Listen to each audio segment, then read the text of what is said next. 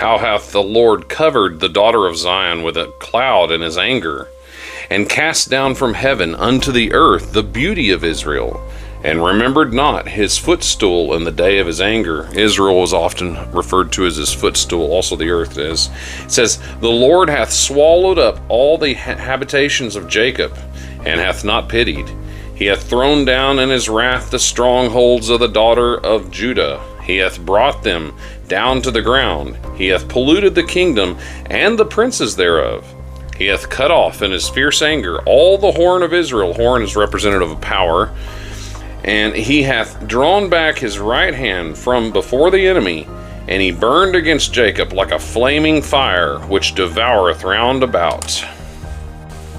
He hath bent his bow like an enemy. Notice, like an enemy. He stood with his right hand as an adversary, and slew all that were pleasant to the eye in the tabernacle of the daughter of Zion.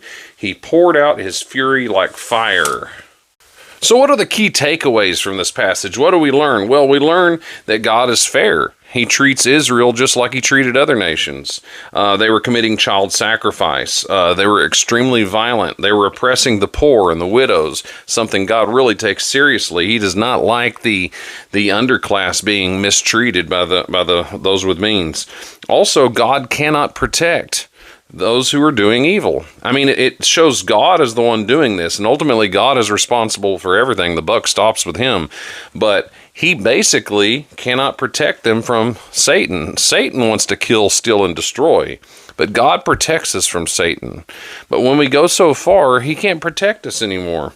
Another point is that he not only did this this time in 586 BC by Nebuchadnezzar and the Babylonians. The temple was rebuilt about 70 years later, but it happened again in 70 AD by the Romans, and that time it was final. They crucified the Messiah. They killed the first deacon, Stephen. They killed the first disciple, James, and they were the early persecutors of the Christian church.